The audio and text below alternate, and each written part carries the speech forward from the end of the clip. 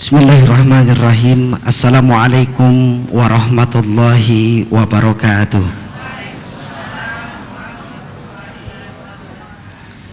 Alhamdulillah, alhamdulillahilladzi arsala rasulahu bil huda wa dinil haq liyuzhirahu ala dini kullih wa kafa billahi syahida. Asyhadu an la ilaha illallah wahdahu la syarikalah wa asyhadu anna Muhammadan abduhu wa rasuluh la nabiyya ba'dah, amma ba'du. Hadirin kaum muslimin, jamaah salat maghrib Masjid Agung Sunda Kelapa yang sama-sama dicintai, dirahmati dan diridhai Allah. Alhamdulillah, pada kesempatan yang sama di malam yang penuh dengan keberkahan, sama-sama kita kembali berjumpa mengikuti kegiatan rutin kita setelah tadi sama-sama kita melaksanakan ibadah salat maghrib berjamaah. Dan kita pun akan melanjutkan dengan kegiatan rutin kita dengan sejenak kita beriktikaf untuk mendengarkan pengajian rutin kita pada malam hari ini, yang insyaallah pada kesempatan malam hari ini kajian kita seperti biasa akan kembali diisi oleh guru kita, yaitu Syekh Ali Soleh Ali Muhammad Jabir. Untuk itu marilah sama-sama kita awali dan kita buka majelis kita dengan sama-sama membaca Ummul Quran Suratul Fatihah.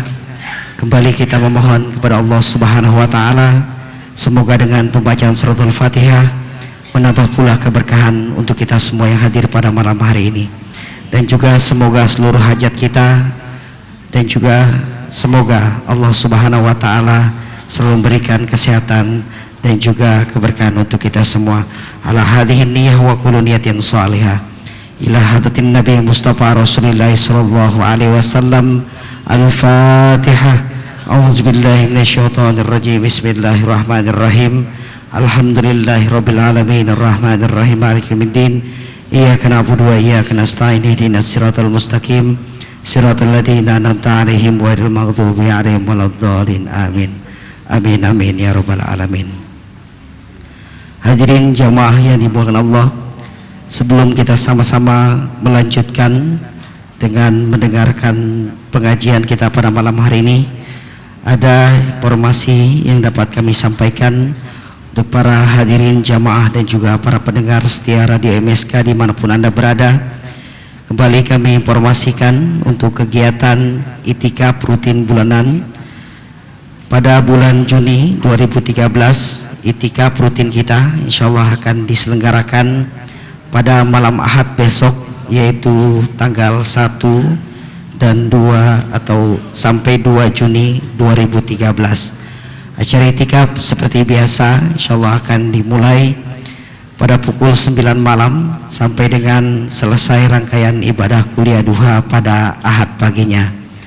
Adapun yang akan menjadi penceramah itikaf yaitu Al-Mukarram Ustadz Haji Ali Hasan Bahar LCMA, dan juga untuk kuliah duha atau ceramah duha seperti biasa pada Ahad pertama dalam setiap bulannya akan diisi oleh guru kita Syekh Ali Soleh Jabir.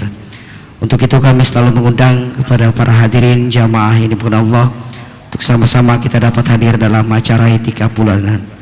Dan yang kedua, kami kembali informasikan untuk kegiatan subuh kita, alhamdulillah sudah berjalan semakin meningkat yang mengikuti kegiatan salat subuh berjamaah.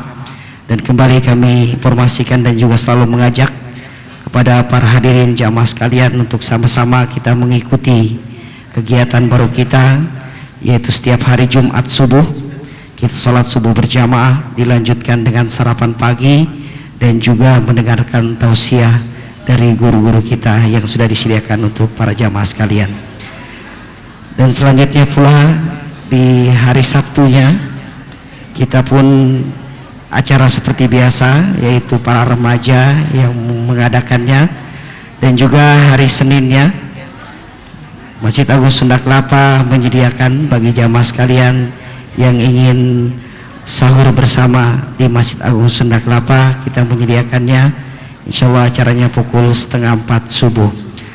Demikian pengumuman yang dapat kami sampaikan, dan selanjutnya marilah sama-sama kita kembali mendengarkan dan melanjutkan kajian kita pada malam hari ini.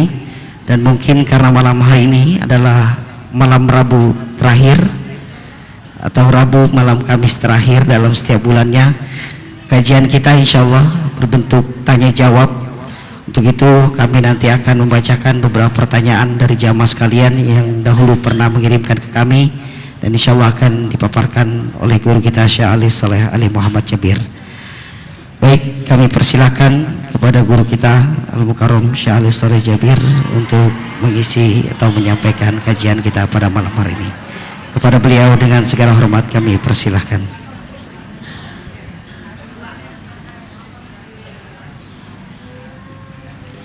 Bismillahirrahmanirrahim. Assalamualaikum warahmatullahi wabarakatuh.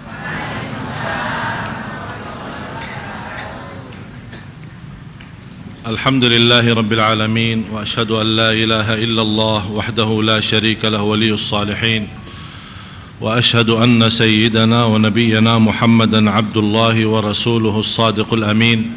Allahumma salli wa sallim wa barik ala sayyidina Muhammad wa ala alihi wa sahbihi wa man tabi'ahum bi ihsanin ila yaumiddin. Subhanaka la ilma lana illa ma 'allamtana innaka antal alimul hakim. Maha suci Allah, saya tidak mempunyai ilmu apa-apa, hanya saja apa yang diberikan oleh Allah subhanahu wa ta'ala. Semuanya atas taufik Allah.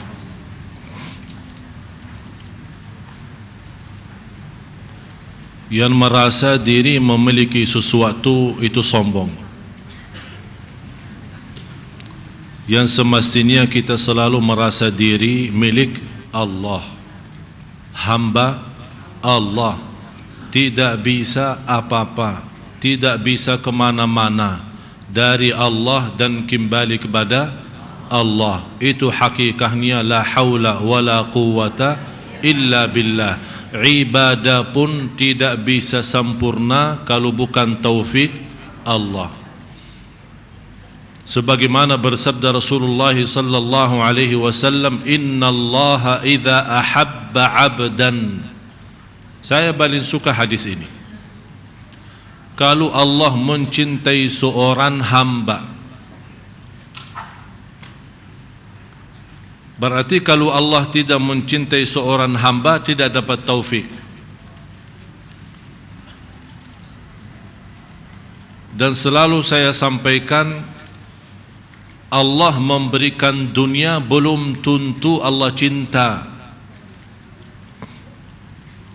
Jadi jangan anda merasa kekayaan itu tanda Allah mencintai kita. Adanya dunia, kehilangan dunia, sehat maupun sakit, senang maupun susah, itu sama sekali tidak ada tanda Allah cinta atau murka. Tapi yang menjadi tanda Allah mencintai seorang hamba, lihat agamanya. Semangatnya ibadah, semangatnya salat malam, semangatnya belajar, semangatnya untuk betul-betul menjadi orang yang bertakwa, jauh dari perkataan-perkataan yang tidak benar. Kalau orang sengaja dan jelas mencaci makinya, sikapnya menghadapi dengan ikhlas dan sabar. Apalagi yang tidak jelas yang namanya isu dan fitnah, dia tidak sama sekali meresponi. Itulah tanda-tanda Allah mencintai orang itu. Innallaha idza ahabba 'abdan ista'malah. Kalau Allah mencintai seorang hamba, digunakan oleh Allah hamba itu. Digunakan apa? Dibukakan pintu taufik. Sahabat bertanya, ya Rasulullah, bagaimana maksudnya digunakan? Dijadikan apa? Qalu wa kaifa yasta'miluhu ya Rasulullah? Qala yuwaffiquhu fi amali khair. Allah menggunakan hamba itu, dibukakan pintu taufiknya untuk berbuat amal saleh. Saat dia berbuat amal saleh itu, Allah berintahkan malaikatul maut, silahkan cabut nyawanya. Itu namanya husnul.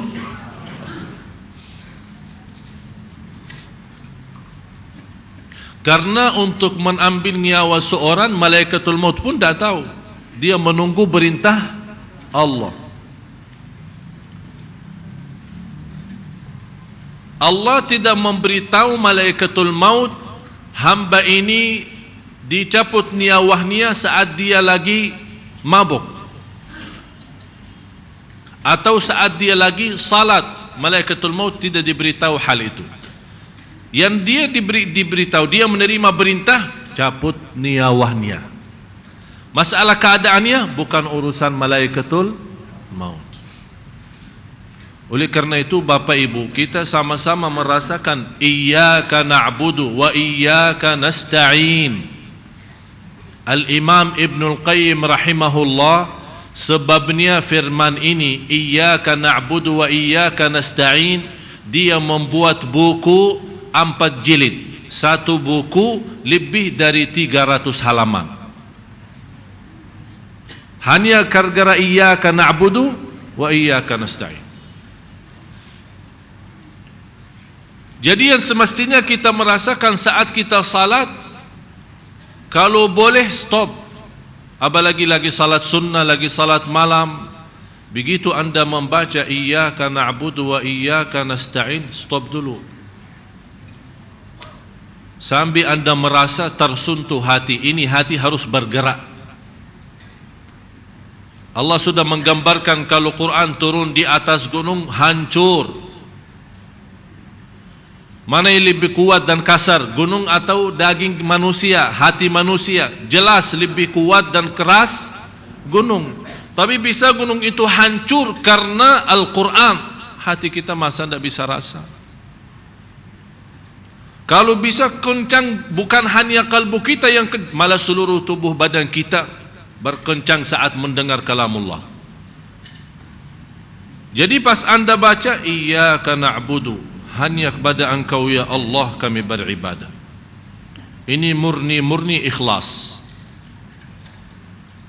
Hanya kepada Allah kami beribadah, hanya kepada Allah kami memohon, hanya kepada Allah kami tawakal, hanya kepada Allah kami cinta, hanya kepada Allah kami memohon bertolong, hanya kepada Allah. Jadi semua hanya kepada Allah, tidak ada yang lain. Urusan dunia pun hanya kepada Allah. Ada masalah dalam rumah tangga kita, urusannya sama Allah. Apapun hanya kepada Allah. Jadi terwujud iyyaka na'budu dalam segala hal. Jangan anda memahami singkatnya ibadah adalah ibadah itu gerakan salat, baca Quran. Tidak. Dunia pun bisa jadi ibadah kalau kita berserah diri kepada Allah saat urusan dunia. Jadi tidak boleh kita merasa, oh saya pintar, saya cerdas, saya punya kelebihan, bisa menjadi orang kaya karena tenaga dan usaha. Tidak. Tapi karena taufik Allah. Ikhtiar saya pun, walaupun saya punya ikhtiar, tapi kita punya yakin, ikhtiar pun belum ada arti kalau belum ada izin Allah. Tapi tetap kita berikhtiar. Begitu kita merasa iyyaka na'budu wa iyyaka nasta'in, sudah merasa connect batin, sudah hatinya merasa hanya kepada Engkau ya Allah kami beribadah. Tapi segala ibadah itu yang kami harapkan menjadi ibadah ikhlas, khusyuk, murni, diterima. Ya Allah, kami tidak sanggup menyempurnakan ibadah kecuali dengan wa iyyaka nasta'in. Wa iyyaka nasta'in maksudnya dan hanya kepada Engkau ya Allah kami memohon pertolongan. Pertolongan untuk apa? Untuk dunia, pertolongan untuk urusan anak, pertolongan untuk urusan usaha, urusan rumah, urusan bukan. Tapi wa iyyaka nasta'in, supaya ini wa iyyaka na'budu itu jadi sempurna. Supaya iyyaka na'budu jadi sempurna, ya Allah tolonglah kami supaya ibadah ikhlas, dunia lancar, ibadah diterima sempurna. Karena kami Bukan karena bukan bertolonanmu, ya Allah, ibadah pun aja kacau. Ya mohon maaf, ibadah kita masih belum apa-apa.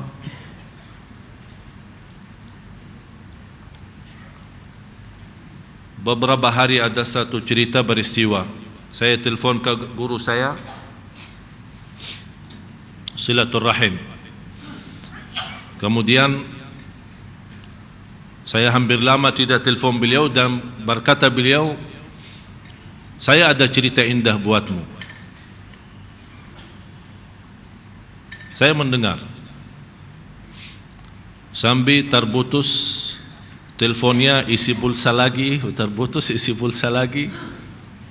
Karena saya yang telepon.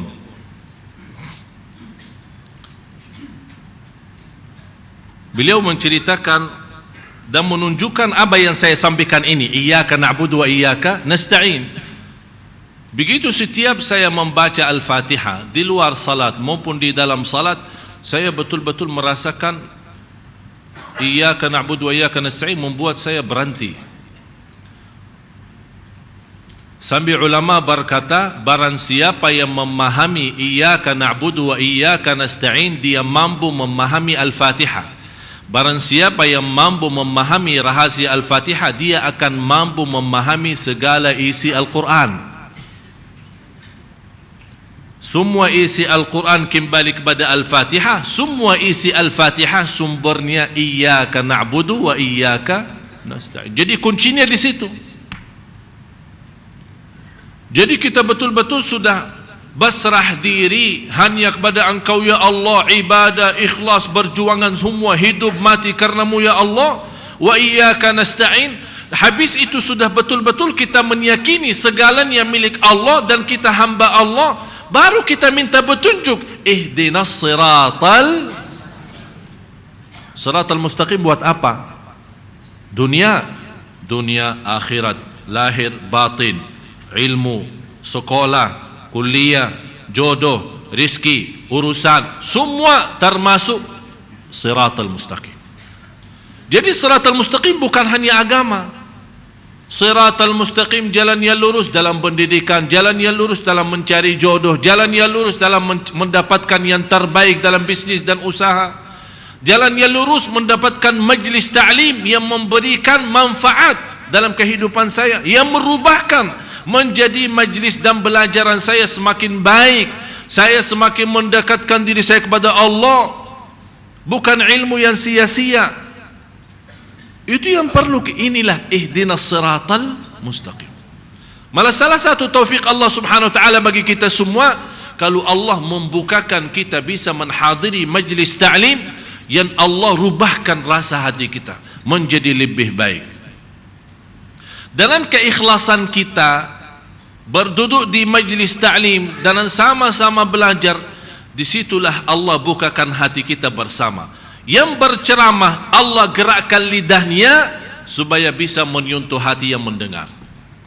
Karena orang yang berceramah tidak mampu menyentuh hati yang mendengar, tapi Allah yang mampu mengkontak batin supaya bisa apa yang disampaikan oleh penceramah bisa difahami, bisa dirasakan, bisa dihayati. Oleh karena itu begitu saya masuk ke majlis ta'lim, ya Allah, saya serahkan diri saya, lidah saya, hati saya, Engkau yang atur. Hati jamaah bukan milik saya, tapi milik Engkau ya Allah. Jadi tidak boleh kita merasa diri pintar. Oh, saya pintar ceramah bisa membuat jamaah nangis, itu sombong. Yang membuat kita bisa nangis Allah. Belum tentu orang berilmu seluas dunia, begitu dia naik mimbar belum tentu bisa pintar ceramah.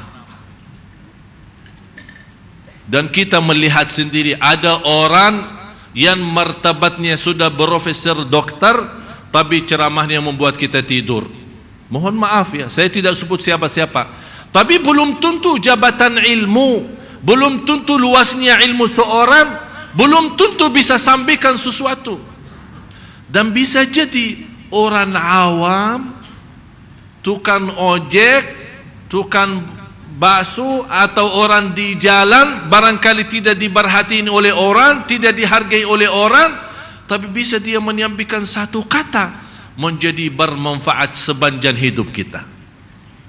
Jadi masalahnya bukan banyak ilmu atau sedikit, bukan tinggi jabatan atau rendah, bukan kaya atau miskin. Masalahnya satu karunia dan rahasia yang Allah anugerahkan di hati seorang saat dia berbicara. Berarti semua, saya, bapak, ibu, saya berbicara, anda mendengar, kuncinya semua di tangan Allah. Kata guru saya,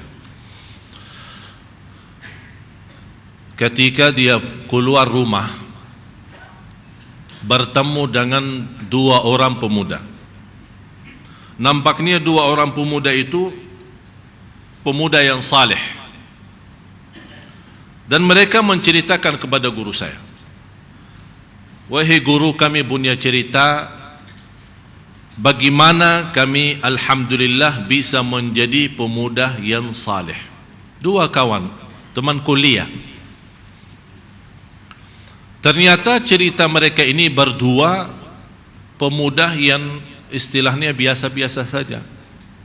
Bunya masa jahiliyah, berpacaran, tidak salat, pemabuk, kesana kesini, tidak memperhatiin agama. Tapi gimana orang ini bisa menjadi saleh? Dia menceritakan ada satu peristiwa. Ketika malam hari, kalau kita bilang malam minggu, kalau di sana di Arab malam Kamis. Tahu malam Kamis? Kita malam Kamis ceramah.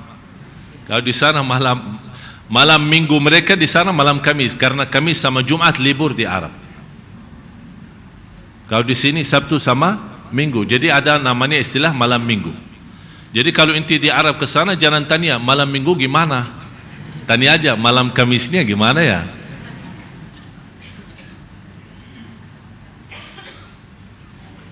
Jadi mereka ketika habis berhiburan, bersenang-senang bersama temannya, masing-masing sama bacarannya, mendekati subuh pulang, pisah.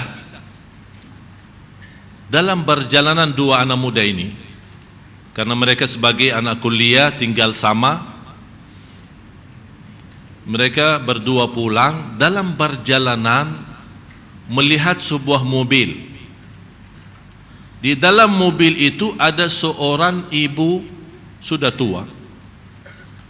Mobil itu parkirannya di sebelah rumah sakit.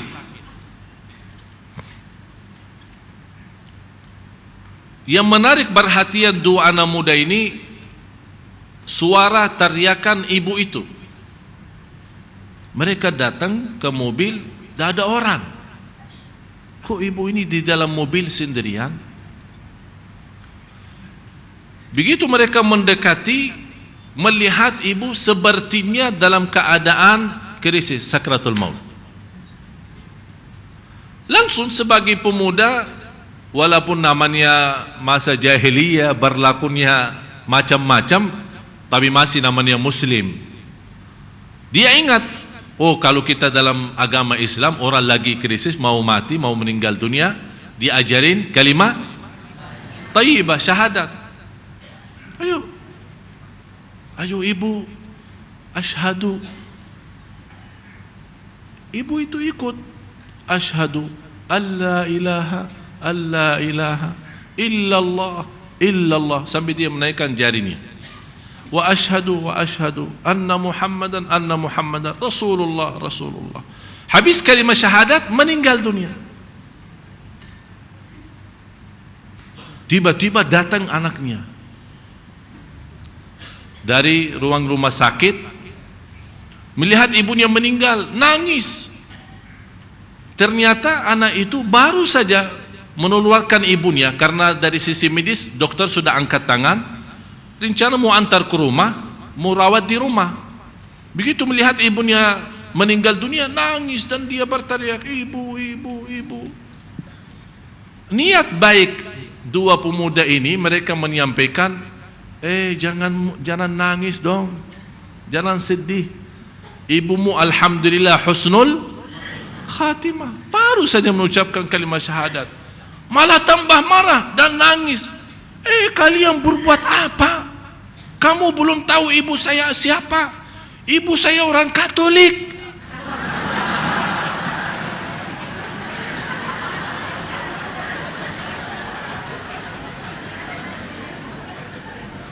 Itulah membuat mereka kaget.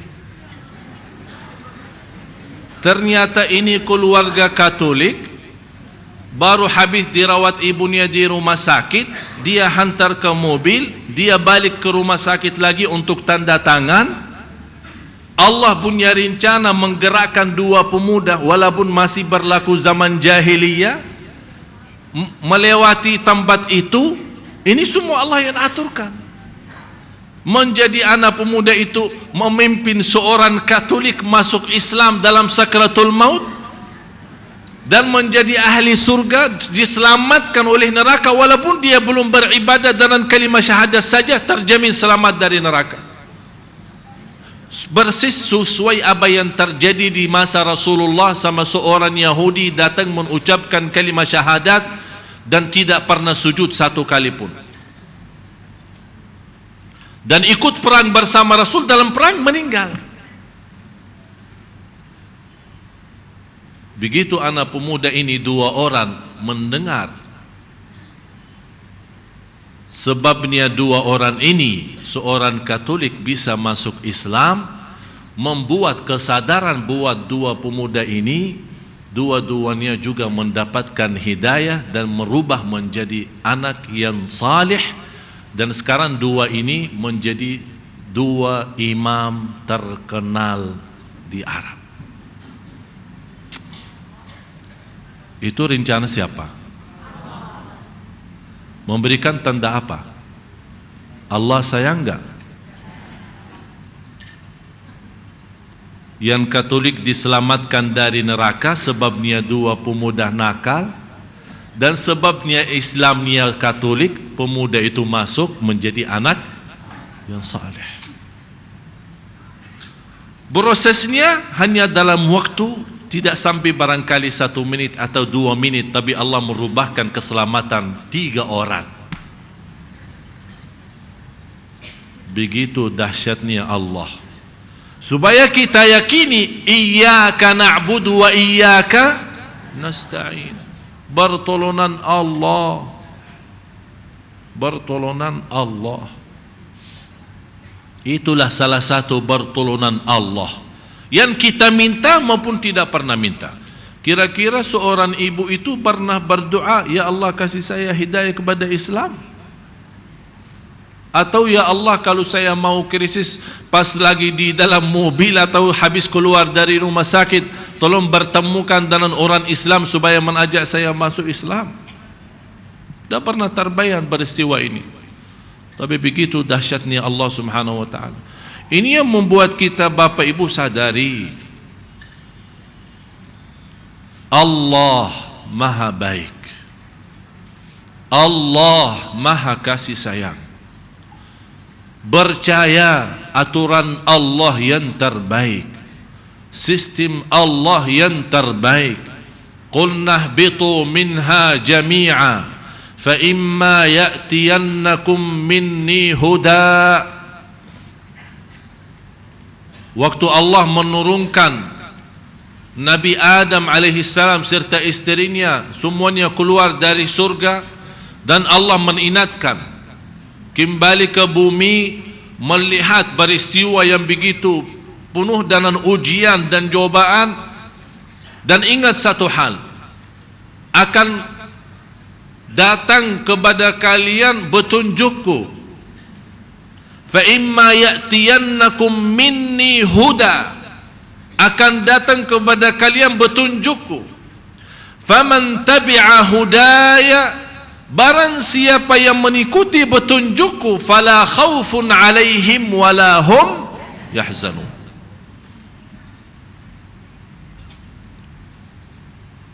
Arti daripada fala khaufun, jangan takut, betul? Wala yahzanun, jangan sedih. Pertanyaan saya, yang biasa kita takuti apa? Hah? Yang sudah lalu atau yang akan datang? Selalu kita takut masa depan. Itulah indahnya Al-Quran.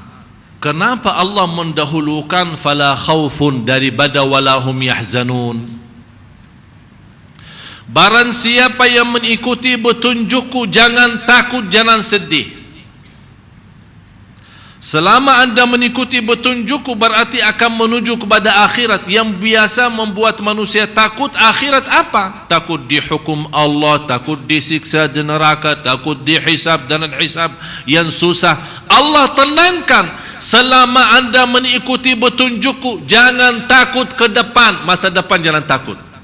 Urusan Allah selesai beres, aman. Itu namanya Allah memberikan asuransi aman masa depan.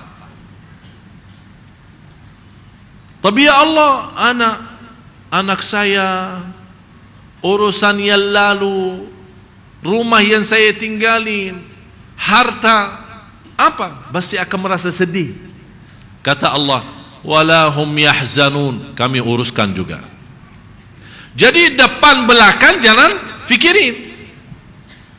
Yang penting anda pusatkan fikirannya, faman tabi'a hudaya, barang siapa mengikuti petunjukku, tidak akan takut masa depan dan tidak akan sedih masa yang sudah lalu. Di surat Taha, faman ittaba'a hudaya fala yadhillu wa la yashqa. Barang siapa yang mengikuti petunjukku tidak akan tersesat di dunia dan tidak akan celaka di. Jadi satu ayat menamankan urusan akhirat kan? Fala khaufun, ini urusan akhirat, urusan depan. Di ayat ini surat Taha, Allah menamankan soal urusan dunia. Jadi dalam bahasa lain, kalau yang masih mengutamakan dunia, Allah sudah amankan fala yadhillu wa la yashqa. Yang masih mengutamakan akhirat, Allah juga di ayat yang lain menamankan fala khaufun alaihim wa lahum yahzanun. Kalau Allah berkata fala yadhillu wa la yashqa, atau Allah berfirman fala khaufun alaihim wa lahum yahzanun, percaya enggak? Percaya enggak Bapak Ibu? Kok kebenarannya Quran ini ya? Percaya enggak? Tapi kenapa yang kita lihat banyak manusia tidak percaya? Karena kepercayaan bukan sebuah kata yang dikeraskan suaranya seperti baru saja Bapak Ibu percaya.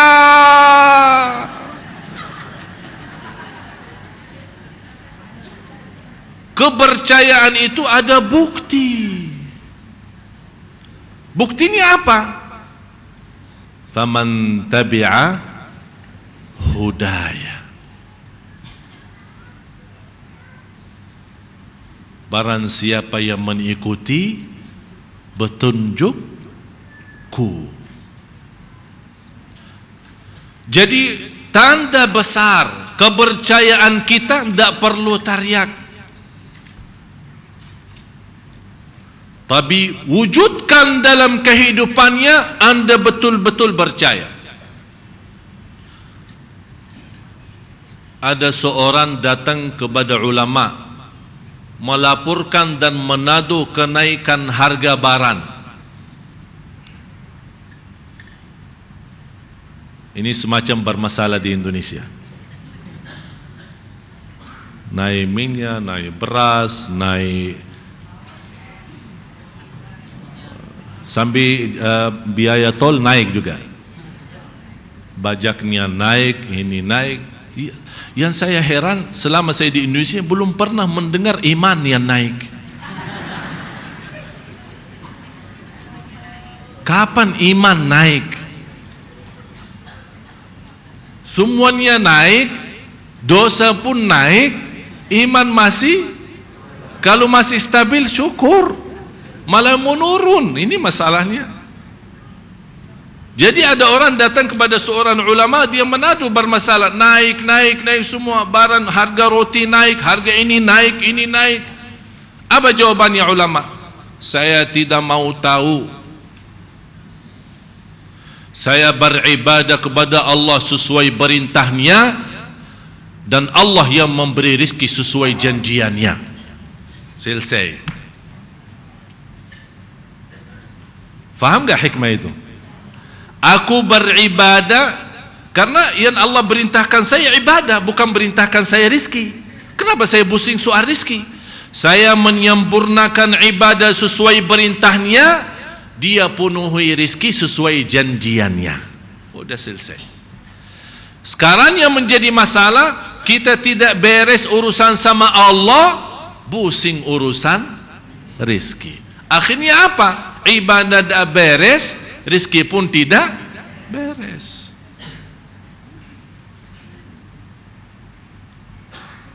Malah sekarang kita mendengar semua amalan kita, semua harapan kita hanya dunia saja. Orang SMS, Twitter, BB, telepon. Syekh, amalan supaya lancar usaha, amalan supaya dapat jodoh, amalan rumah tangga sakinah, amalan supaya dapat keturunan, amalan, semua masih terlibat dunia saja. Sampai dunia tak beres, kita mengharap amalan ibadah yang semestinya semata-mata ridha Allah malah jadi buat dunia aja. Seolah-olah kita lupa akhirat. Padahal kita sudah belajar, inna salati wa nusuki wa mahyaya wa mamati, kalau betul-betul lillahi rabbil alamin, dunia akhirat beres. Apa yang membuat kita pusing? Karena salat tak benar, bukan karena kesempitan rezeki, bukan karena banyak hutang. Tapi yang kita tidak sadari, bukan karena salat tidak benar, malah kita pusing. Kenapa? Hutang banyak. Tapi tidak pernah berfikir yang membawa hutang yang banyak kenapa bisa jadi banyak? Karena pertama salatnya tidak beres.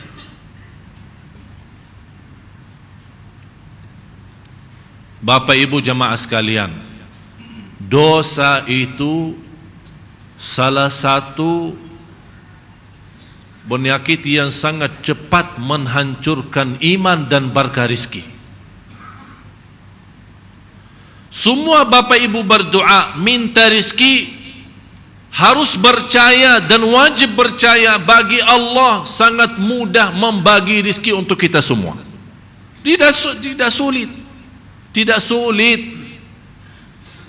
Tapi kenapa kita berdoa merasa tidak diijabah oleh Allah? Kenapa kita sudah sekian tahun bisa merasa diuji oleh Allah terus? Padahal kita berdoa, berzikir sebanyak-banyaknya. Karena bermasalahnya yang membuat telat diijabah dan dikabul oleh Allah, berdoa, jalan dosa pun masih jalan. Ini yang membuat proses tunda ijabah doa, tunda kemudahan, tunda keinginan. Bukan tidak diterima, sudah diterima, tapi proses lama. Kenapa membuat dia proses lama? Dosa dan maksiat.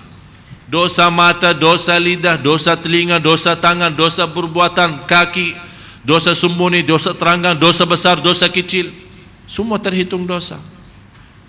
Ketinggalan salat berjamaah dosa, ketinggalan takbirah pertama yang menjadi kemuliaan bagi orang salih yang sudah dijaminkan oleh Rasulullah SAW selamat dari neraka, yang bisa menjaga takbirah pertama sama imam selama 200 kali salat 40 hari.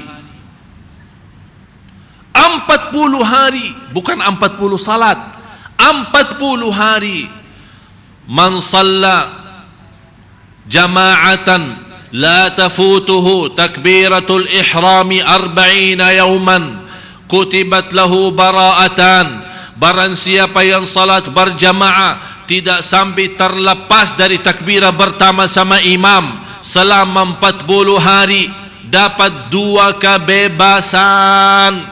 Bebas dari kemunafikan, yang kedua bebas dari neraka. Bahagia seorang bapa dan ibu yang sepanjang tahunnya, sepanjang umurnya dia mampu menjaga takbirah pertama sama imam. Luar biasa. Saya punya guru yang pernah saya ceritakan, meninggal di Masjid Nabawi. Pas dia takbirah ihram sama imam Allahu Akbar, meninggal dunia. Kenapa dia meninggal dunia pas takbiratul ihram? Karena selama 40 tahun tidak pernah lewat takbirah ihram. Kita berapa kali mas udah tahu sisanya. Saya aja tadi masbuk, sebabnya macet, melayani tamu di rumah, masbuk. Kami belum punya kemampuan begitu mendengar Allahu Akbar, angkat semua, tidak ada urusan, belum kita mampu. Kalau lagi rapat, ya sebentar, masih belum ikamat.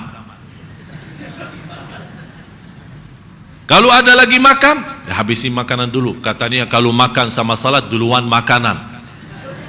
Masya Allah, dari situ bunya ilmu. Hal ini dia Masya Allah ulama besar. Kalau dalam hal ini aja, datangnya makan sama salat, katanya dalam fikih kalau makan sama salat makan dulu baru salat. Masya Allah ulama besar. Dalam hal ini aja dia faham. Azannya jangan kemana-mana, sesaat lagi kita.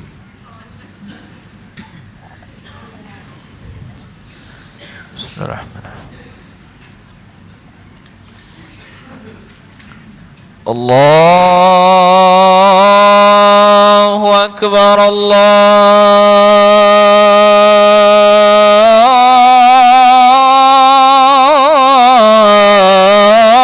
Akbar, Allahu Akbar, Allahu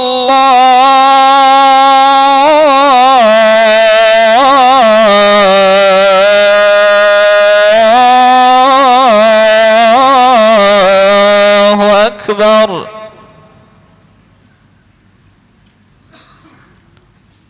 Asyhadu an la ilaha illallah.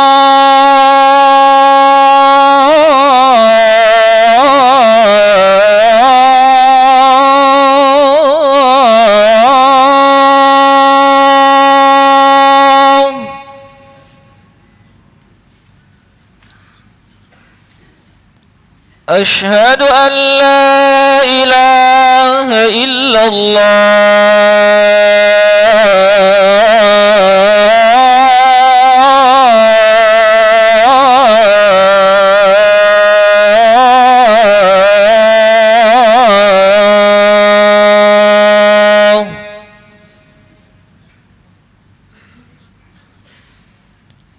Asyhadu anna Muhammadar Rasulullah.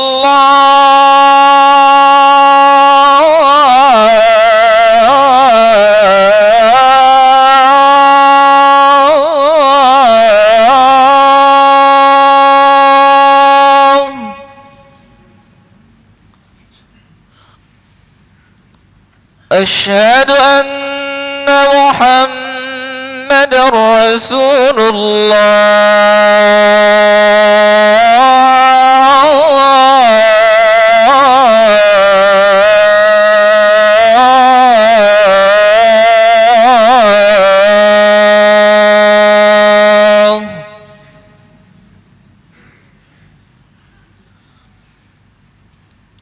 Hayya 'alas salah.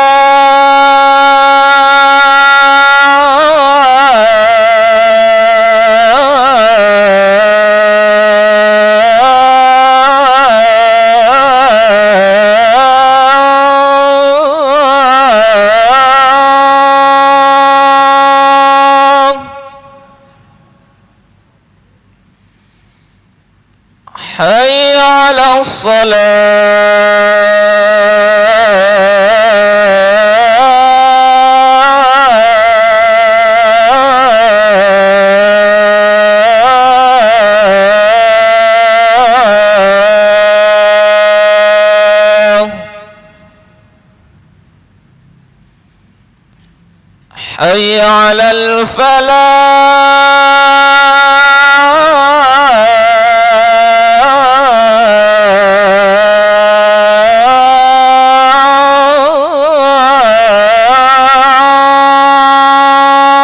الفلاح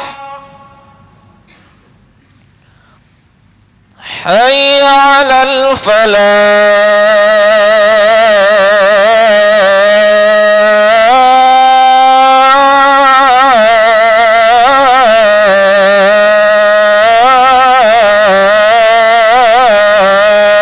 الفلاح الله أكبر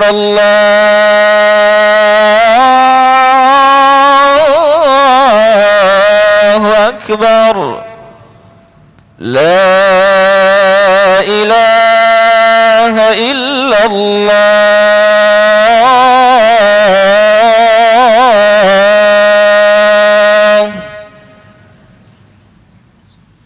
اللهم رب هذه الدعوة التامة والصلاة القائمة آتي سيدنا محمدا الوسيلة والفضيلة والشرف والدرجة العالية الرفيعة وابعث المقام محمودا الذي وعدته إنك لا تخلف الميعاد.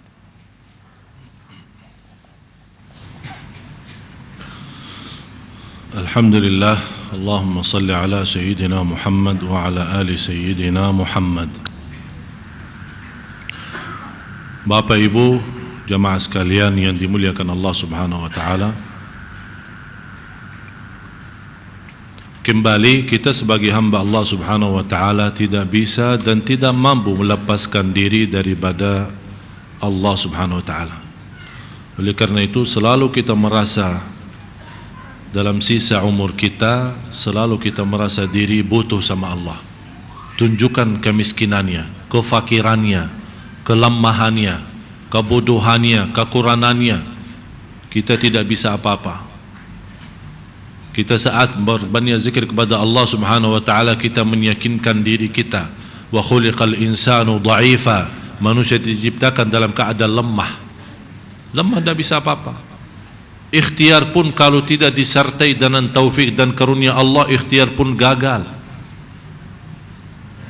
Oleh karena itu saat kita berikhtiar walaupun gagal, tidak merasa kecewa hati, kita sudah meyakinkan ikhtiar pun kalau tidak disertai dengan karunia Allah bisa gagal. Berarti kalau kita merasa gagal karena belum dikarunia Allah, bukan berarti kita putus asa, tidak boleh berikhtiar. Silahkan berikhtiar lagi, 2 kali, 3 kali dan seterusnya. Malah justru berbanyak ikhtiar menunjukkan kita masih yakin dan percaya, hanya menunggu saatnya kapan tiba karunia Allah untuk kita. Dan begitu seorang hamba selalu meyakini, karena kita milik Allah, lahir batin segala urusan kita hanya Allah yang atur. Dan kita percaya aturan Allah itu yang terbaik. Wa asa an takrahu syai'an wa huwa khairul lakum. Bisa anda membenci sesuatu, tapi sesuatu itu bisa baik bagimu.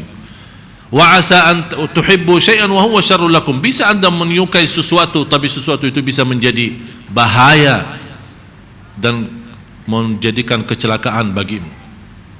Wallahu ya'lamu wa antum la ta'lamun. Allah saja yang Maha tahu. Kita tidak tahu apa-apa. Bukti kita tidak tahu apa-apa, keluar dari masjid aja tidak tahu mau kemana. Bisa Allah menarahkan tujuan kita ke tempat yang lebih baik. Oleh karena itu kita percaya dan kita selalu berusaha berbuat baik. Islam Bapak Ibu indah dan sederhana. Kalau anda merasa beban menjalankan agama Islam, berarti anda salah menjalankan Islam. Bukan Islam yang beban atau Islam yang sulit. Islam mudah, Islam enak, Islam sempurna, Islam sederhana, Islam rahmatan lil alamin. Tidak ada susahnya sama sekali. Tapi kita yang salah faham, kita yang salah jalankan. Akhirnya kita merasa banyak beban dan banyak keberatan. La tahqiranna minal ma'ruf. Salah satu bukti kemudahan Islam itu, bersabda Rasulullah SAW, jangan engkau menghina perbuatanmu sekecil apapun. Kadang-kadang kita merasa harus sebanjan malam salat malam, harus sebanjan siang berpuasa, harus sebanjan waktu baca Quran, harus sebanjan waktu berbuat silaturrahim dan banyak amal salih. Allah tidak minta bapa ibu 24 jam ibadah. Malah di hukum Islam dilarang. Tidak boleh sepanjang hari, pagi sampai malam terus ibadah saja. Malah Rasul pernah melihat seorang duduk di masjid di waktu bukan waktu salat. Kata Rasulullah SAW, kenapa duduk di masjid? Kata beliau, saya mau beribadah, tidak mau usaha dan tidak mau dunia. Rasulullah SAW negur dan marah. Keluar dari masjid, berusaha, berjuang, cari nafkah, cari rizki, berjuang di muka bumi, dan tetap ibadah berjalan. Huwa alladhi khalaqal mauta wal hayata liyabluwakum ayyukum ahsanu amala, bukan sebanyak amal. Ahsanu beda sama aktharu. Aktharu artinya banyak, tapi ahsanu yang terbaik. Allah minta yang terbaik, biarpun sederhana. Bisa satu senyuman melamatkan kita dari neraka. Belum tentu orang bangun masjid yang megah mewah bisa menghabiskan miliaran, tapi karena bukan lillah, tapi senyum lillah, malah senyum yang membawa dia selamat. Bukan masjid yang besar yang habis miliaran. Jadi masalah rahasia amal salih itu kita tidak bisa tentukan, oh karena amalan salih ini saya berbuat begitu istimewa, dahsyat, besar, belum tentu di situ diselamatkan. Oleh karena itu saya nasihatin Bapak Ibu 3 hal. Tolong ingat, Allah rahasiakan di tengah manusia waliullah. Tidak ada yang bisa tahu siapa waliullah. Allah rahasiakan wali di antara manusia. Tidak ada yang boleh tahu siapa waliullah. Kenapa? Supaya jangan Anda menghina manusia. Kalau Anda salah menghina seorang, ternyata orang itu waliullah, berarti Anda menjadi musuh Allah dunia akhirat. Hati-hati, jangan main-main sama Allah. Tukang parkir bisa jadi waliullah, Allahu a'lam, bisa jadi. Kenapa Allah rahasiakan di antara manusia ada waliullah yang tidak boleh ditahu sama manusia? Supaya kita belajar jangan menghina manusia siapapun. Supaya jangan sampai kita salah menghina seorang, ternyata orang itu waliullah di sisi Allah. Kalau kita sudah menghina waliullah, kita sudah musuh Allah. Na'udzubillah. Yang kedua, Allah rahasiakan ridha dalam ibadah. Tapi kita tidak tahu ibadah yang mana bisa mendapatkan ridha Allah. Allah rahasiakan, ternyata keridhaan Allah ada di dalam ibadah, tapi yang mana? Oleh karena itu disuruh bermacam-macam ibadah. Salat malam sedikit-sedikit, bersedekah sedikit-sedikit, jaga jamaah, silaturrahim. Jadi Anda berusaha punya amal salih di macam pihak, di macam tempat, di macam amalan gitu. Jadi jangan hanya fokus satu, seolah-olah saya tidak mau barnya, saya tidak mau pusing, cukup salat malam, sisa umur saya semua seterusnya salat malam. Ternyata perhatian kita kepada pembantu yang ada di rumah kita lebih mulia daripada salat malam sendiri. Oleh karena itu Anda usahakan jadi sederhana. Salat malam sederhana, ada sedikit memperhatikan membantu kita, ada sedikit senyum sama supir kita, ada sedikit baik sama tukang parkir kita yang di depan rumah, ada sedikit memperhatikan tetangga kita. Jadi setiap berbuat baik kita punya sebagian, biarpun kecil, biarpun sederhana. Kenapa? Karena kita tidak tahu di mana Allah sembunyikan ridhanya.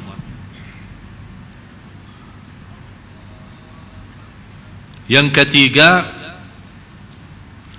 hati-hati dari dosa maksiat.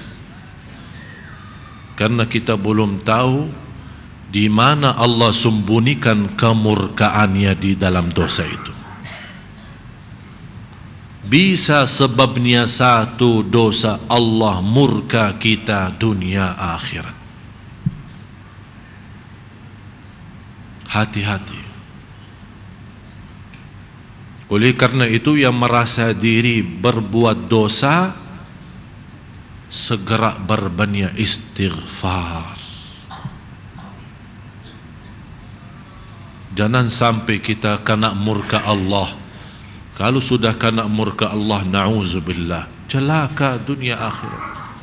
Tidak ada yang bisa menolong kita, tidak ada yang bisa kasih sayang kita, tidak ada yang bisa memberi bantuan untuk kita, tidak ada yang bisa memberikan tanda kehormatan atau kemuliaan untuk kita kalau Allah sudah murka.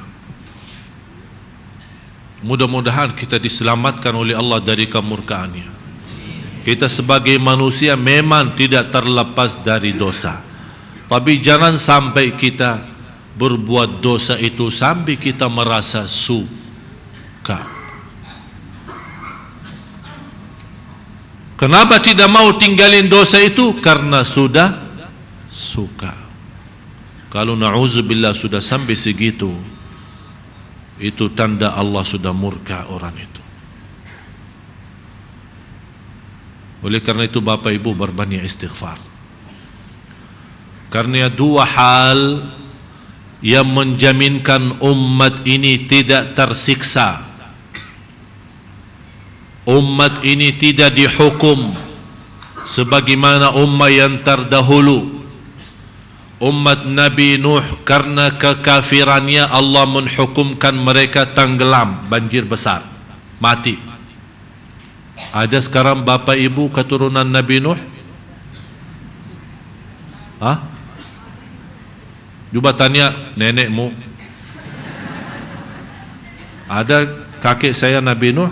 Tidak ada yang tersisa.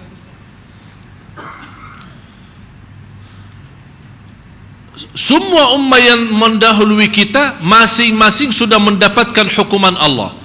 Umat Nabi Muhammad Allah memberikan umur sampai hari kiamat, tidak boleh dihukum. Walaupun perbuatannya, dosa maksiatnya dan kekafirannya lebih parah daripada umat yang terdahulu. Kenapa tapi Allah tidak menjalankan keadilannya yang sesuai bagi umat yang terdahulu menjadi sebagaimana umat ini? Karena berkah doa Nabi Muhammad.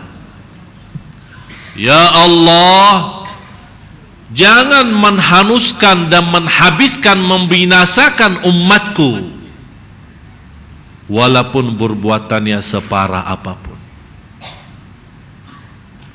Dan Allah berfirman, wa ma kana Allahu mu'adzibahum di surat At-Taubah. Wa ma kana Allahu mu'adzibahum wa anta fihim. Allah tidak akan menghukumkan umatmu selama Anda masih ada. Berarti salah satu yang melindungi umat ini dari siksa, yang dimaksud siksa bukan sebagian, bisa sebagian karena musibah, sebagian karena azab, sebagaimana kita melihat mendengar berita-berita. Yang dimaksud di sini siksa umum yang menhanuskan dan membinasakan umat ini, tidak ada yang tersisa. Itu Rasul sudah berdoa. Allah sudah menjaminkan, selama engkau wahai Nabi Muhammad ada di tengah umat Islam, aku janji tidak akan menyiksakan mereka sampai binasa. Tapi Nabi Muhammad sudah tidak ada, sudah meninggal. Apakah ada jalan lain ya Allah supaya kita masih dalam lindunganmu ya Allah dari hukum binasa? Ada di lanjutan ayat itu, wa ma kana Allahu mu'adzibahum wa hum yastaghfirun. Selama mereka masih beristighfar, aku janji tidak akan menghukumkan binasa.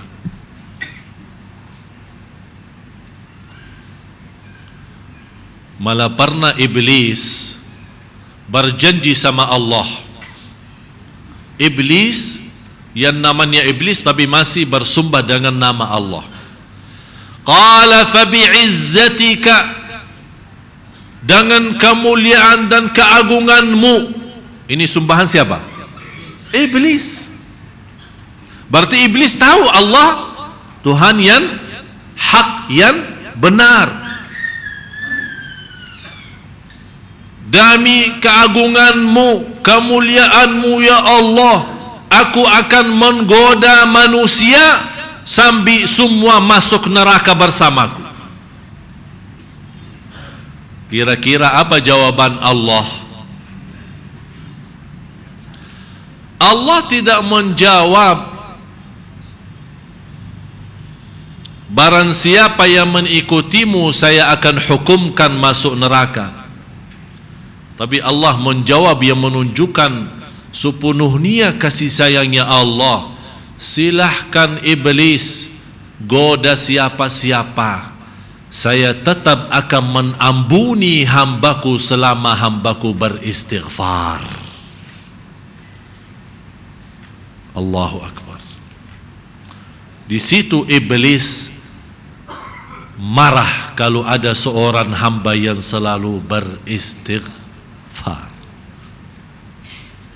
Karena dia berjanji, Allah juga berjanji. Goda manusia masuk neraka bersamaku, aku akan selamatkan selama mereka beristighfar. Oleh karena itu, istighfar termasuk salah satu karunia Allah yang diberikan kepada kita, yang menyelamatkan kita dari siksa dan hukuman Allah. Ternyata bukan hanya itu saja, malah istighfar menghilangkan kesusahan, istighfar menjaminkan ketenangan, istighfar memudahkan rizki, istighfar mendatangkan rizki, istighfar menjaminkan keberkahan, istighfar memberikan banyak karunia dan perlindungan untuk rumah kita termasuk anak kita, sebagaimana bersabda Rasulullah SAW di hadis yang sahih, man lazimal istighfar. Beda istighfar biasa sama istighfar luar biasa. Bedanya apa? Istighfar biasa ya sehari-hari kita, habis salat istighfar, itu biasa. Kalau kita mengingat ada orang membuat membuat kita kaget atau astagfirullahalazim, kan ini kan biasa. Tapi yang luar biasa, lidah kita tidak pernah berhenti kecuali menyebut istighfar. Itu yang disebut oleh Rasulullah man lazima. Maksudnya lazima apa? Yang mulazamah. Faham mulazamah? Tidak pernah putus. Kalau kata mulazamah, sahabat mulazamah sama Rasul tidak pernah pisah. Istiqamah, rutin.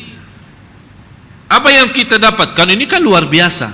Memang memerlukan perhatian. Sepanjang perjalanan kita istighfar, jalan kaki istighfar, mau tidur istighfar, mau kemana-mana istighfar, dalam keadaan wudu istighfar, tidak wudu istighfar, dalam keadaan bersedia istighfar, tidak pernah berhenti. Apa yang kita dapat? Malazimal istighfar. Dijanjikan 3. Istighfar yang luar biasa, bukan yang biasa. Istighfar yang luar biasa. Apalagi istighfar sesudah dosa.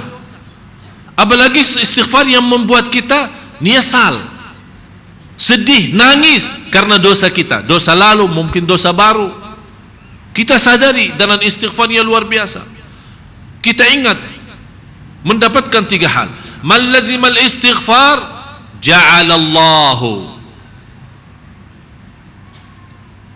Allah akan,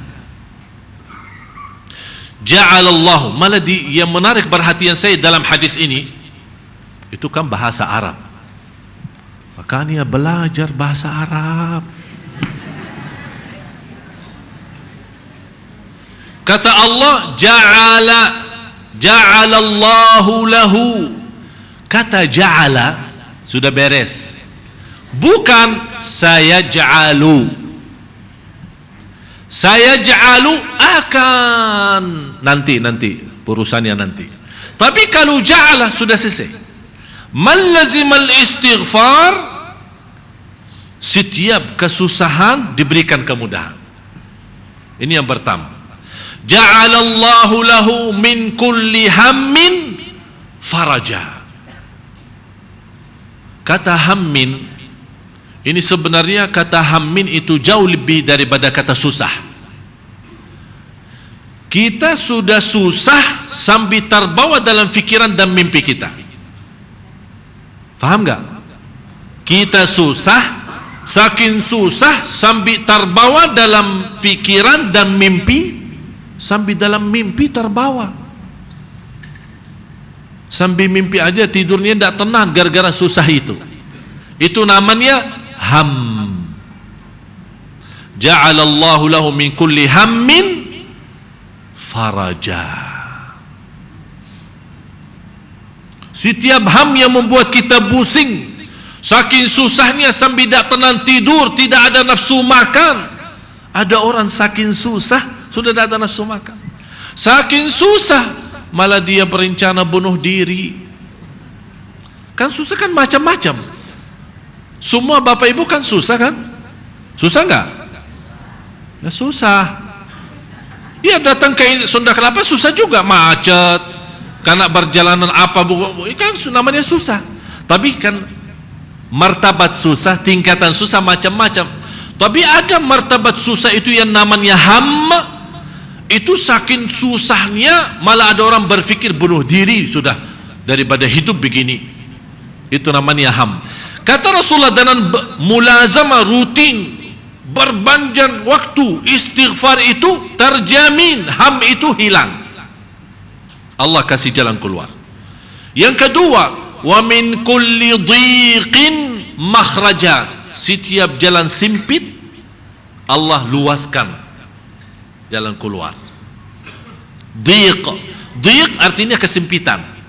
Sempitan dalam hati, sempitan dalam batin kita. Malah kadang-kadang saking sempit itu, ya Allah, kita melihat mukanya aja sudah seram.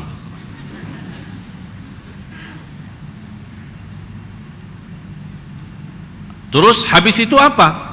Yang ketiga, wa yarzuqhu min haitsu la yahtasib. Allah akan datangkan rizki.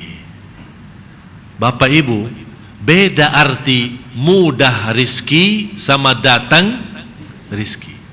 Maksudnya datang rizki apa?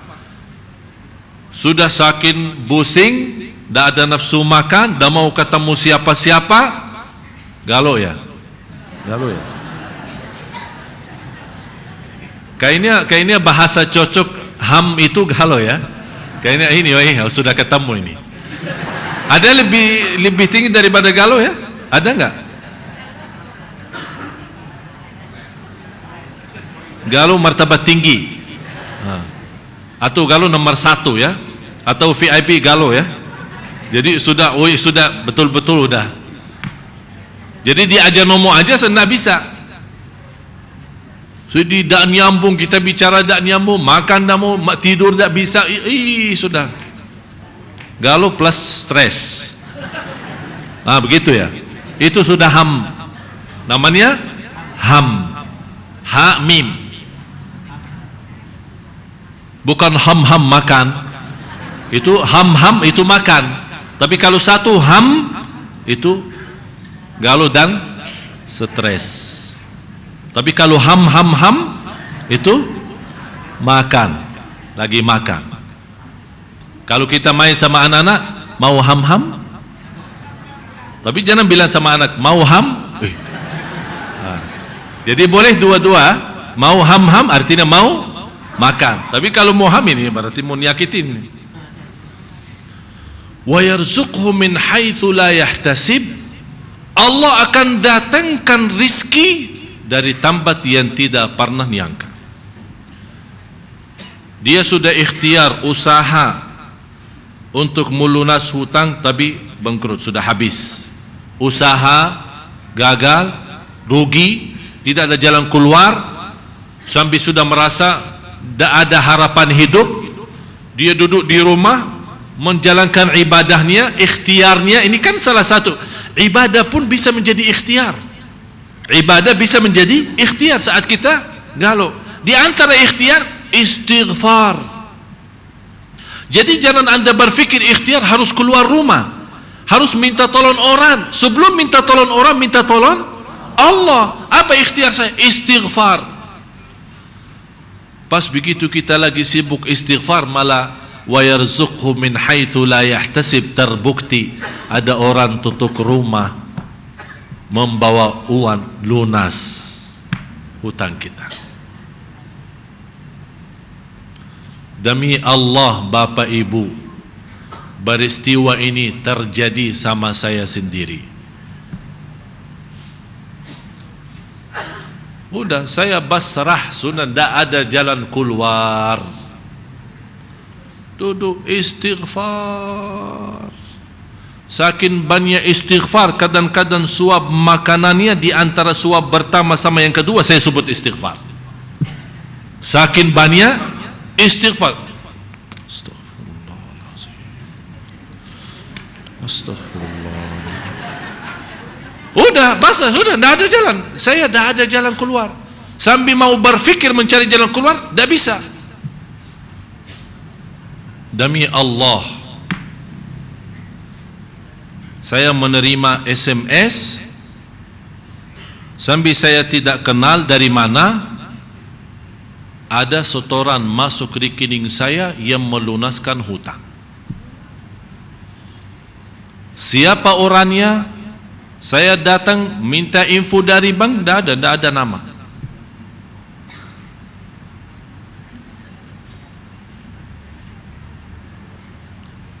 Memang Allah punya macam cara, bukan satu, bermacam cara.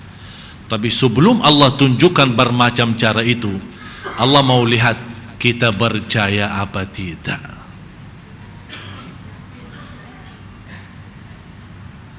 Kalau tidak yakin, tidak bisa percaya, Bu.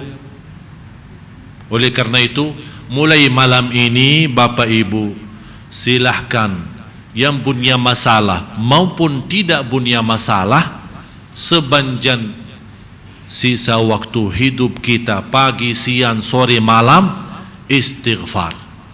Ada ujian, hadapi dengan istighfar. Ujian sekolah, hadapi dengan istighfar. Belajaran kuliah, hadapi dengan istighfar. Urusan rumah tangga, hadapi dengan istighfar. Soal jodoh, hadapi dengan istighfar. Apapun bermasalah, kata Imam Ibn Taymiyah, termasuk dalam belajar ilmu agama, hadapi dengan istighfar.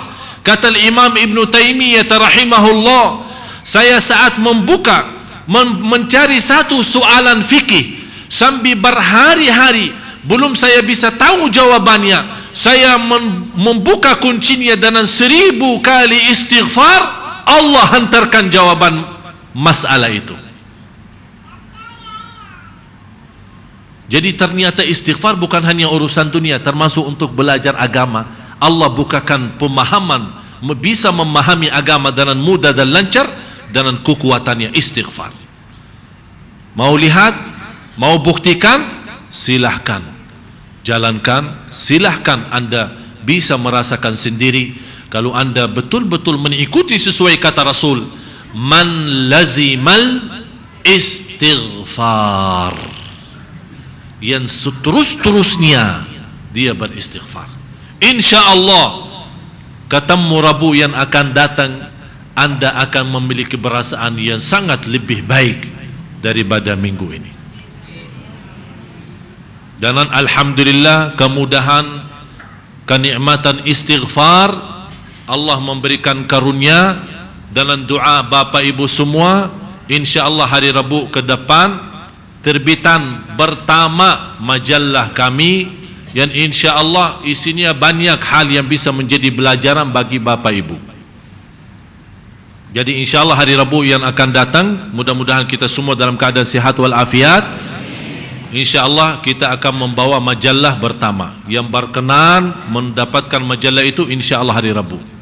Semua kumpulan ilmu, amalan, rahasia, belajaran insyaAllah dalam singkat, insyaAllah majalah itu bisa membantu anda semua. Mudah-mudahan bisa menjadi bermanfaat, berguna bagi kita semua.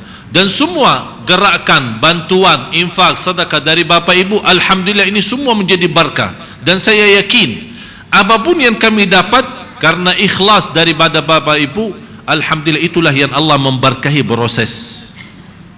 Dan insyaAllah saya khususkan untuk kuliah duha besok, karena kita di bulan Rajab mau menuju ke bulan Sya'ban, insyaAllah saya akan khususkan membawakan cerita indah tentang Isra Mi'raj dan pentingnya salat.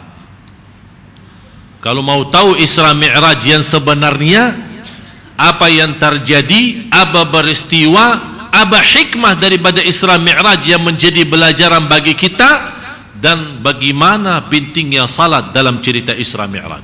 Ini insyaAllah menjadi tema saya di hari Ahad tanggal 2 Juni, dan insyaAllah tanggal 7 Juli,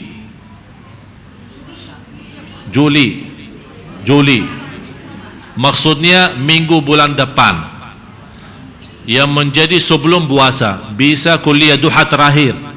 Ya, kuliah duha terakhir di bulan Juli, insyaAllah kalau tidak salah tanggal 7, saya akan khususkan bahasannya yang terkait dengan fikih dan hikmah daripada puasa. Semua soalan yang terkait dibutuhkan oleh masyarakat tentang Ramadan, ilmu, fikih, soalan yang perlu kita harus fahami supaya puasa kita sempurna, ini insyaAllah menjadi bahasan saya di kuliah duha yang terakhir tanggal 7 Juli, supaya insyaAllah sekaligus kita menghadapi Ramadan insyaAllah dalam keadaan sudah memahami bagaimana proses ibadah sepanjang bulan Ramadan. Mudah-mudahan selama kita belajar sama-sama menjadi ilmu bermanfaat bagi kita semua. Ayo kita sama-sama tutup doa. Walaupun ada pertanyaan tapi kita tunda, insyaAllah di pertemuan yang akan datang.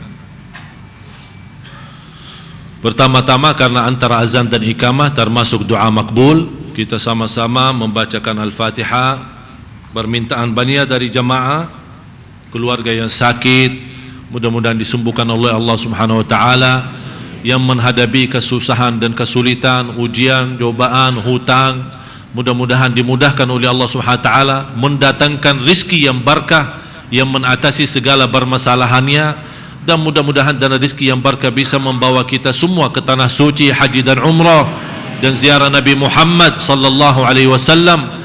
Dan Al-Fatihah juga untuk semua keluarga kami yang telah dipanggil oleh Allah duluan, yang sudah meninggal dunia, mudah-mudahan diampuni segala dosanya, dijadikan tempat mereka menjadi yang terbaik daripada dunia dan segala isinya, dan mereka menjadi tenang dan bahagia di alam barzakh, di dunia kubur, sampai menghadap Allah Subhanahu wa taala di hari kiamat, mendapat karunia ampunan dan dinaikkan di sisi Allah di derajat yang tertinggi, dan diterima segala amal ibadahnya. Khususnya sahabat saya dan guru kita bersama Ustaz Jeffrey Al-Bukhari, kita bacakan Al-Fatihah di malam yang ke-38. Mudah-mudahan diampuni Allah, diterima segala perjuangannya, diterima dakwahnya, dan dijadikan oleh Allah Subhanahu wa taala seorang ustaz yang masuk surga bersama Nabi Muhammad sebagai orang yang da'i, yang melanjutkan dakwah Nabi Muhammad sallallahu alaihi wasallam. Al-Fatihah.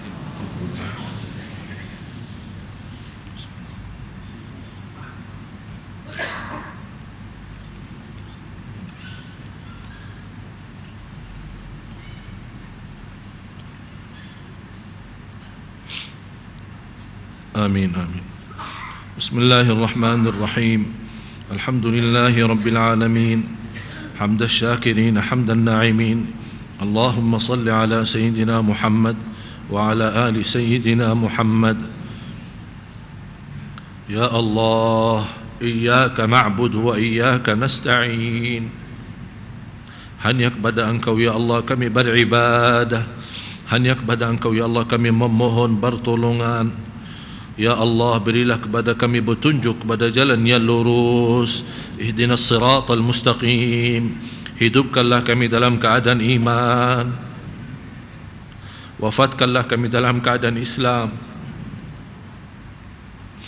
Akhiri hayat kami dengan husnul khatimah. Ya Allah, dengan barakah majlis kami di malam ini, dengan barakah ilmu yang kami belajari, dengan barakah istighfar, rahasia istighfar, rahasia ridhamu ya Allah, aku mohon dengan nama-Mu yang agung dan mulia untuk semua bapa ibu serta keluarganya malam ini semuanya mendapatkan ridhamu ya Allah. Aku mohon untuk semua jemaah yang hadir pulang malam ini ke rumahnya masing-masing sudah diampuni segala dosanya ya Allah. Dosa yang selama ini mengkotori hati kami, dosa-dosa yang selama ini yang mengganggu perasaan kami, dosa-dosa yang membuat kami buta dari jalan yang benar, dosa-dosa yang selama ini menjauhkan kami dari keindahan ibadah, kemudahan rezeki dan keinginan dan kebahagiaan dalam kehidupan. Ya Allah, ampuni segala dosa kami, dosa besar maupun kecil, dosa yang terang-terangan maupun sembunyi ya Arhamar Rahimin. Sucikan hati kami, bersihkan jiwa kami, karena kami sangat merasa bahagia kalau sudah suci dari dosa dan maksiat, karena dosa maksiat yang membawa keburukan dalam kehidupan kami. Ya Allah, ya Arhamar Rahimin, jadikan semua yang hadir serta keluarganya ya Allah menjadi ahlul Quran, ahlul Quran, ahlul Quran dunia akhirat ya Rabbal Alamin. Ya Allah, kuatkanlah kami lahir dan batin agar kami mampu mengamalkan apa yang kamu baru belajar ya Rabbal Alamin. Jadi ilmu yang kami belajar malam ini menjadi ilmu bermanfaat bagi kami, menjadi saksi baik di hadapan-Mu hari kiamat ya Allah. Jadikan majlis kami malam ini membawa syafaat bagi kami dan keluarga kami ya Rabbal Alamin. Ya Dzal Jalali wal Ikram. Ya Allah, ampunilah orang tua kami, ampuni orang tua kami, sayangi orang tua kami, jadikan orang tua kami mulia di sisi-Mu dunia akhirat. Ya Allah, lindungi anak keluarga kami, anak dan cucu ya Allah. Anak cucu kami ya Allah, lindungilah mereka ya Allah, agar anak dan cucu kami menjadi anak salih salihah. Anak cucu kami menghafal Al-Quran, anak cucu kami yang menjaga nama baik kami, anak cucu kami yang membawa bahagia dan selamat dunia akhirat, anak cucu kami yang terlindungi dari segala bahaya, dari segala keburukan dan kejahatan dunia dan manusia ya Rabbal Alamin. Anak dan cucu kami yang menenangkan hati kami dan senantiasa berbakti baik terhadap kami ya Rabbal Alamin. Allahumma ighfir lil muslimina wal muslimat wal mu'minina wal mu'minat al ahya'i minhum wal amwat.